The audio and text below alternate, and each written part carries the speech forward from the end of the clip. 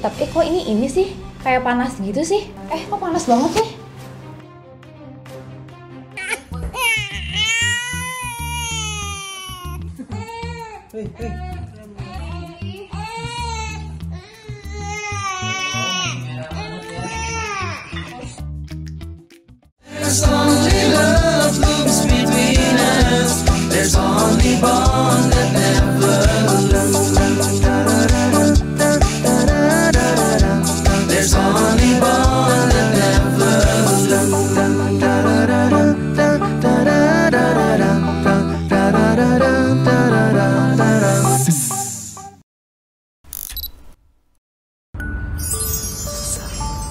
Momennya susah banget tadi, senyum terus.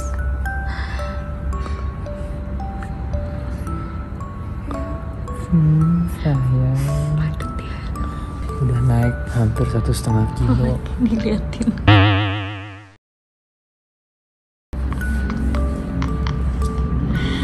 Kenapa kamu udah naik 1,5 kilo? Karena nyusunya 15 menit sekali, nggak nyampe.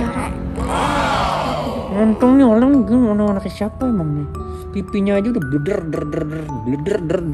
Hidungnya udah tarik pipi. Oh, boleh nih. Cintanya mami. Sepatunya pakein dulu.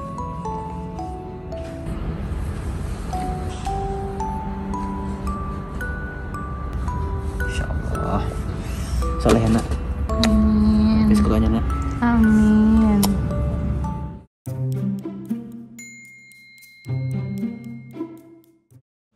Guys, beginilah kegiatan ibu-ibu ya kan. Nah, ini bisa dilihat di sini aku ada bajunya Ukasha, ada baju aku.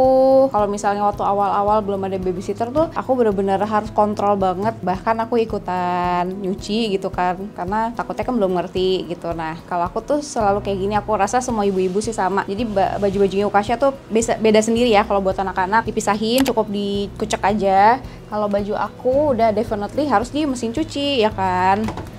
Tuh. Oke guys, yuk ikutin kegiatan aku. Aku hari ini pengen nyuci bajunya Ukasha. Sini. Oke, tadi baju Ukasha udah. Sekarang aku mau nyuci baju aku.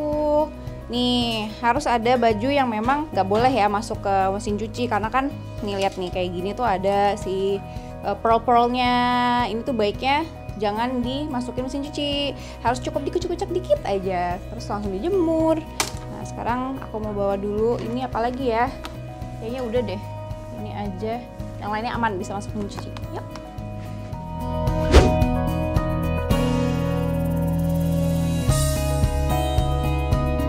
Oke guys, ini yang tadi aku bilang. Jadi memang ada beberapa baju yang nggak boleh kalian masukin ke mesin, supaya bajunya tetap bagus kualitinya, serat-seratnya juga terjaga, ya kan.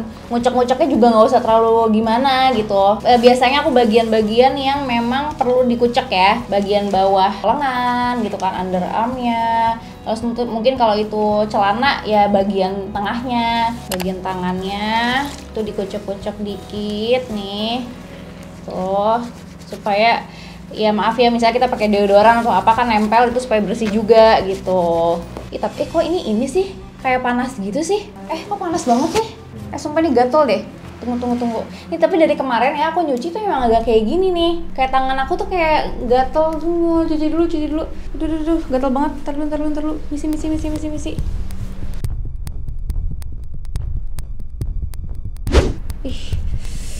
Ih, nggak enak banget deh. Tunggu. Aduh, kok gatel banget ya? Yang? Ya Allah, anak gue nangis lagi yang tangan aku gatel. Lihat deh, merah-merah gitu. Merah gitu? Tadi abis ngapain? Sayang, ntar mami cuci tangan dulu ya. Tadi aku habis nyuci. Udah gitu kayak tiba-tiba panas terus gatal-gatal gitu. Apa aku nggak cocok ya sama deterjennya ya? Tuh sampai ini nih, sela-sela sini nih. Tapi dari kemarin emang udah agak berasa sih panas gitu. Atau aku coba telepon temen aku yang dokter ya? Ya udah. Tapi aku coba cuci dulu deh. Udah aku telepon dulu ya. Oke.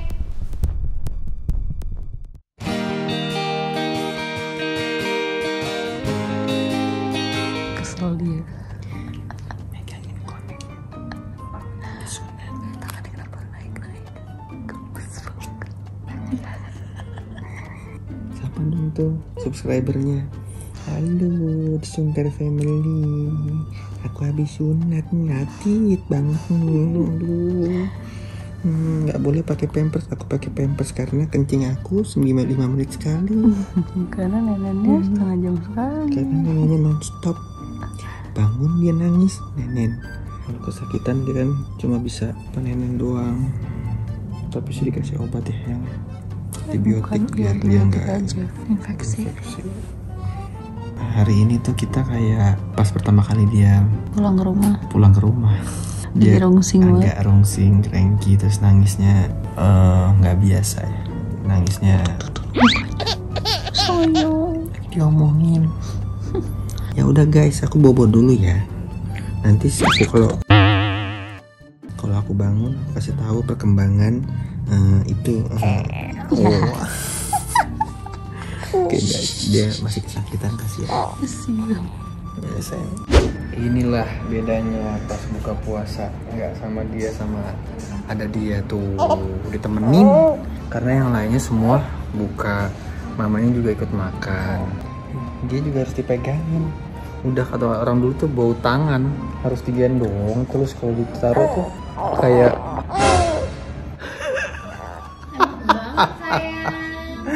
denger gak? Efek kekenyangan, dia berebet. Kalian ngeren-ngeren kenapa ini? Berat. Oh iya sayang ya. Oke, nggak mau di ini, nggak mau ketawain. Udah tapi jatuh. Oke guys, tunggu ya.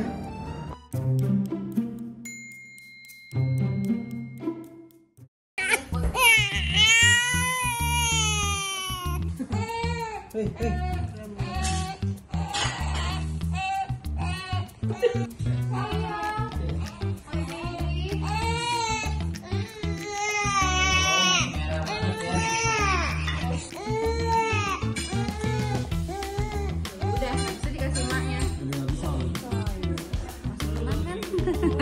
Ya, Nenek. 2 hours later. Assalamualaikum. Itu lagi badannya lagi capek parah. Abis yang Bukasya sunat itu bener-bener dia teriaknya nggak berhenti. Aku kan pas lagi dia sunat malah biasa aja gitu kan. Ya udahlah gitu. Pas sampai rumahnya kasihan banget, nggak tega jadinya terus-terusan, dan sampai jam 12 malam tuh dia kayak kaget-kaget gitu. Mungkin kan kayak ini ya, dia ngerasa memorinya nggak enak gitu loh, baru-baru di operasi itu kan. Udah gitu aku tuh sampai mau nelfon Shirin, tau nggak, udah pengen marah banget mau nelfon Shirin. Gue nyesel ngikutin lo sih, ngapain nyuruh gue sunat, apa mau kayak gitu tau nggak. Tapi handphone gue nggak ada untungnya. Handphone gue nggak tahu di mana, kan gue udah semenjak pegang baby udah bener-bener gue di mana, handphone di mana. Tapi alhamdulillah udah tuh aku nangis, gue nangis sampai akhirnya udah doa, disuruh nangis, minta sambil nenek dia gitu, minta ya Allah kasih ketenangan apa segala macam. Masya Allah banget, Masya Allah, tabarakallah, dia tenang, gue benar-benar bisa tenang udah. Sampai hari ini pun dia udah Masya Allah banget. Alhamdulillah dijabah sama Allah, happy banget deh. Untung handphone gue kagak ada, kalau enggak udah ngomel dulu sama Shirin. Hai sayangku, tim begadangku, partner begadang. Yang agak serem ya yang? Enggak, sayang aku ya, kalau malam-malam kesian, aku suka bangunin dia. Tapi nggak lagi pas abis sunat aja, aku memang bangun malam ya setiap hari. Ya pastilah, yang namanya baby kan dia aus, mau nyusu. Ya yang ya? Iya. Enak tuh makan sendirian. Bagi dong, Shay. Aku dibawain satu yang full buat kamu. Makasih sayang. Aku tahu kamu pasti pengen yang butuh mood booster guys. Manis. Ya guys, jadi Super keju susu ini adalah wafer blasteran kesukaan kita nih. Iya dong, karena Super keju susu ini adalah perkawinan dua rasa antara krim keju dan susu, melahirkan Super keju.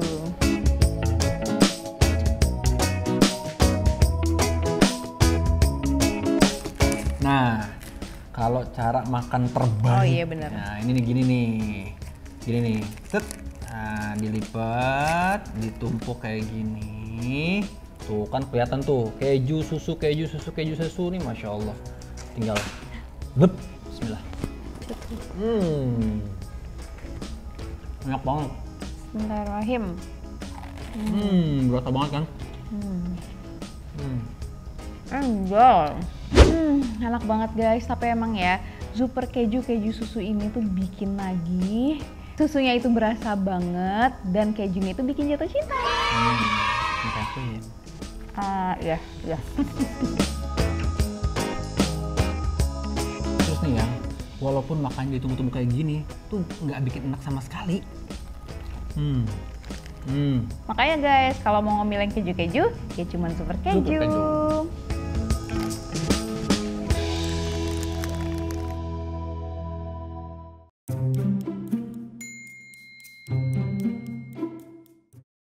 Gara-gara orang ini nih, hampir aja gue udah bener-bener mau megang handphone tuh dia mau ngambil.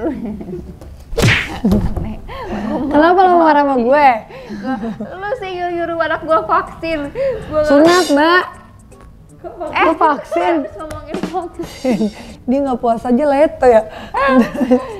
Lu sih nyuruh anak gue sunat sekarang, kasihan tahu nangis mulu. Gue Kasianan pas sudah gede lah, dia udah ngerti. Karena juga dia udah lupa, udah Iya kan? sih, Selesai iya kan? sih. Tapi ya Allah, Nangis. gimana ya, lu kalau denger nangisnya dia juga lu gak bakalan tega. Adam juga rasanya. nangis, cuman karena gue nggak ikut ke dalam juga gue nggak tahu sehoror Ya, apa.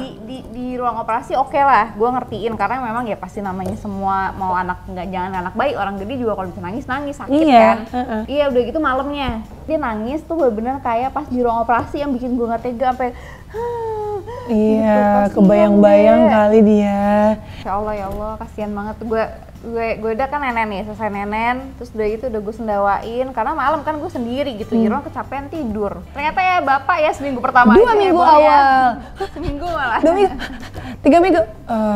2 minggu ya Anaknya nangis yang asli.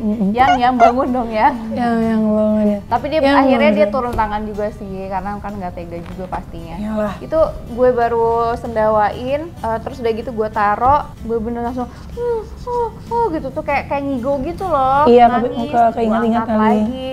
Ya gimana cara ngediemin ya, gue nenenin lagi. Nggak, udah gitu anak gue kagak kenyang tipe kalnya kan.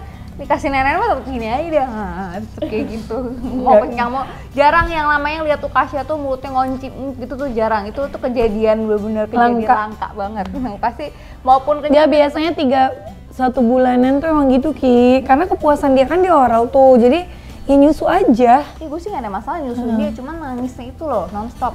Jadi begitu nenek lepas langsung teriak gitu. Itu Ya doang mungkin ya, malam karena pertama. sakit kali ya, Iya, masih sakit. Jadi lo harus berusaha menempatkan diri lo di posisi gue pada malam itu. Oke. Abis itu gue angkat dia lagi kan, nangis tuh, gue nenenin lagi, nangis lagi. Pas selesai nenen gue taruh lagi, nangis lagi. Udah tuh berulang gitu sampai gue sabar ya Allah sabar.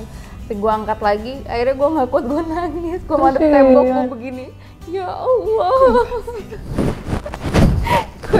Karena gue gak tidur dan gue gak tega sama dia. Terus dari itu gue juga udah gak tahu apa yang harus gue perbuat. Itu gue mau ngambil handphone, untung handphone gue jauh, sumpah udah gak mau ngambil handphone. Gue bilang lu sih deh nyuruh. Tapi Allah maha baik ya, gue dikasih tuh handphone gue jauh jadi gue gak sempet telepon lo.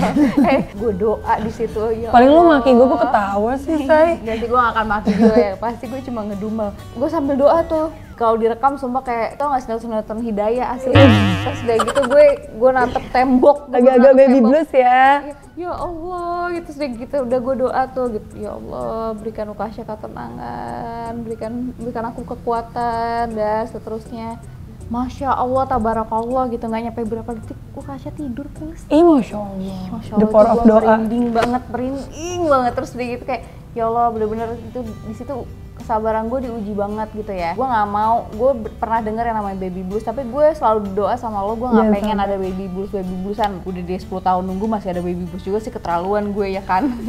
Ya udah jalanin aja. Ya, itu kan terkadang nggak bisa kontrol juga Ki. Bener, ternyata, nah ini makanya poin dari pengalaman gue yang kemarin ini adalah ternyata memang baby blues itu tuh beneran ada dan mungkin tuh kayak kejadiannya menumpuk terus Iya, ya kan. Dan capek. kita nggak bisa kontrol kan, ternyata kan capek itu. Mau sekarang gue ada babysitter pun tetap aja capek. Ya, dulu juga gue gitu sih. Kalau dulu gue bener-bener baby blues sih. Nangis, gue udah umur 21, Iya sih. Dan bener-bener kayak masih linglung gitu. Terus Adam malah lebih kerenggi sebelum sunat. Makanya gue sunat.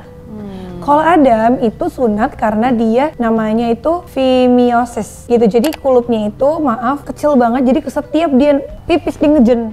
Sian, ngejen tiap malam ngejen gitu. Ternyata pipis doang, bukan pup.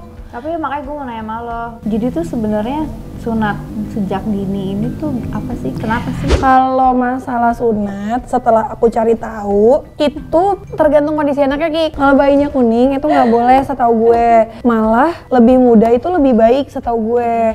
Satu, anak bayi seumur gitu kan dia belum trauma ya. Makanya kalau udah agak gedean dikit nggak boleh. Jadi nunggunya lebih baik pas udah besar, kecuali ada hal-hal tertentu yang memang harus disunat. Contoh kayak teman aku, dia terlambat, akhirnya harus banget pas umur berapa bulan disunat. Tapi kan jadi bius total, say. Iya. Karena kalau enggak dia udah. Kemarin aku ceritain ke dokter deh kalau nggak salah. Terus dokter bilang iya pokoknya kalau misalnya udah lewat dari waktunya, anak itu udah bisa gerak-gerakin pantatnya gitu. Iya. Itu pasti harus dibius total. Iya itu kan ngeri kan, mendingan nunggu gede sekalian. Karena nggak boleh ada pergerakan, pasti dia nggak berontak dong kalau sakit. Iya makanya lebih baik tuh kayak menurut gue tuh seminggu ke atas gitu, di bawah sebulan gitu.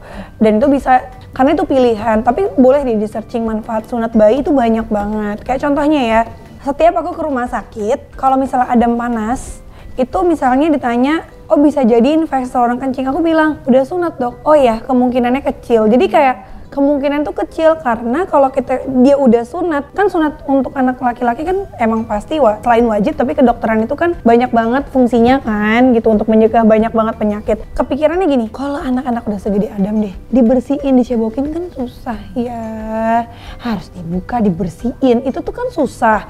Tapi kalau udah sunat tuh lebih mudah untuk dibersihinnya gitu.